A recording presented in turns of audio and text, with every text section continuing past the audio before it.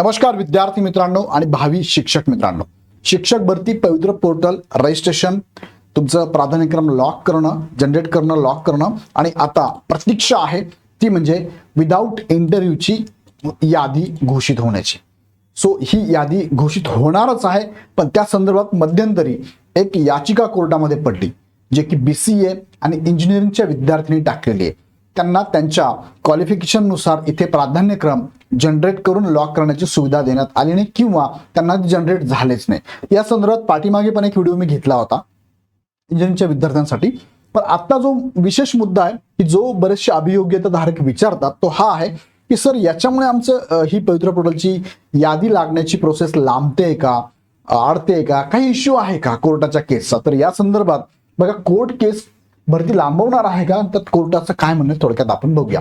तिकडे जाऊया. पण तत्पूर्वी तुमच्या माहितीत कुणी जर असे अभियोग्यताधारक किंवा शिक्षक होण्यासाठी इच्छुक उमेदवार असतील ज्यांचं D.Ed B.Ed झालंय, भविष्यात त्यांना पवित्र पोर्टलच्या माध्यमातून शिक्षक व्हायचं असेल तर आता CET-चा फॉर्म भरण्याची सुविधा परत एकदा मुलांना दिलेली आहे.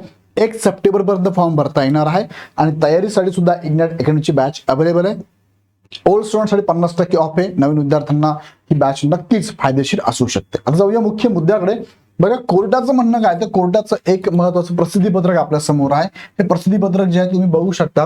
हे कधी आलंय तर 24 ऑगस्टला आलंय. बघा कधी आलंय, इथे डेट आहे 24 ऑगस्टची डेट आहे. त्यामध्ये त्यांनी काय म्हटलंय हे इंग्लिशमध्ये आहे, मी याला ट्रान्सलेट करतो मराठीमध्ये. बघा इथपर्यंत जे आहे त्यांनी सांगितल्याप्रमाणे मुंबई उच्च न्यायालयामध्ये ही कोल्हापूर खंडपीठ या ठिकाणी ही याचिका पडलेली आहे. दिवाणी आपली अधिकार क्षेत्र रीट याचिका आहे 3975 2026 ची रीट याचिका आहे.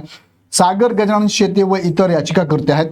विरुद्ध महाराष्ट्र राज्य प्रधान सचिव शालेय शिक्षण व क्रीडा विभाग व इतर प्रतिवादी न्यायमूर्ती शर्मिला यू देशमुख व नीरज पी धोटे 24 ऑगस्ट 2026 ही महत्वाची त्यांचं प्रसिद्धीपत्रक आहे. त्यांनी काय म्हटलंय म्हणजे बघा, कोर्टाचं म्हणणं काय, न्यायालयीन नोंद काय म्हणते बघा.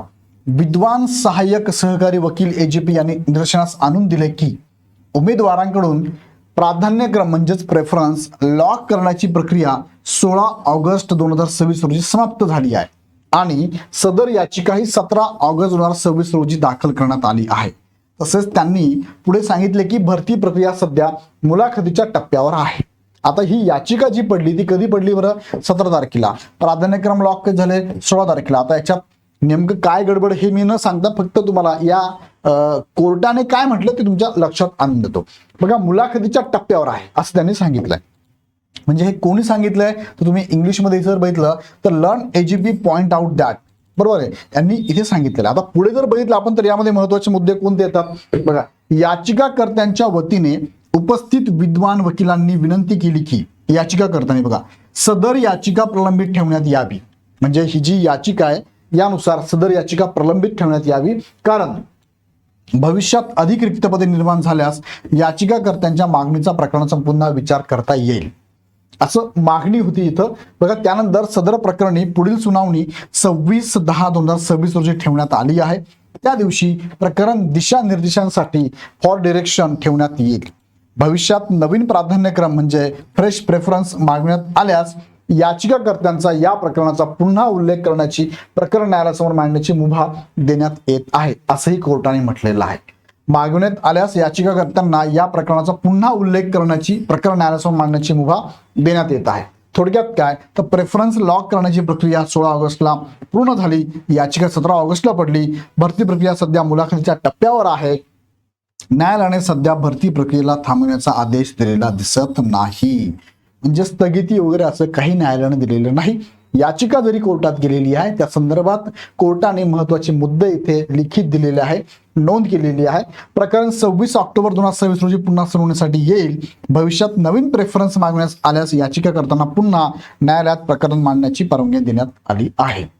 याचाच अर्थ इथे स्थगिती वगैरे काही नाही आहे. लवकरच म्हणजे काही दिवसांमध्येच तुमची यादी लागणार आहे. सो पाठीमागचा एक व्हिडिओ मी घेतला होता, त्यात सांगितलं होतं डॉक्युमेंट कोणकोणते असावे ते पण बघून व्यवस्थित डॉक्युमेंट तुमचे रेडी करून ठेवा. सो ही याचिका जरी कोर्टात गेलेली आहे तरी याचा तुमच्या या पवित्रा पोर्टलच्या प्रोसेसमध्ये काहीही अडथळा नाही, ही प्रोसेस चालू राहणार आहे, काळजी करू नका. सो विद्यार्थी मित्रांनो, बऱ्याच विद्यार्थ्यांचे मेसेज आणि कॉल आहे सर, याच्यावर तुम्ही काहीतरी बोला.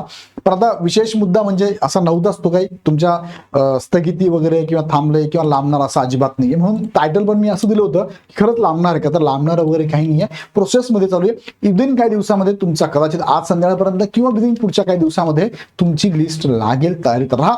त्यानंतर डॉक्युमेंट व्हेरिफिकेशन तुमची नियुक्ती होणार आहे. हा व्हिडिओ आवडला तर लाईक करा, सगळ्यांना शेअर करा आणि पुढचे अपडेट बघण्यासाठी चॅनल सबस्क्राईब करा. तुमच्या मनात अजून काही प्रश्न असेल कमेंट बॉक्समध्ये नक्की टाका. पुन्हा व्हिडिओ आपण नेक्स्ट व्हिडिओमध्ये. धन्यवाद.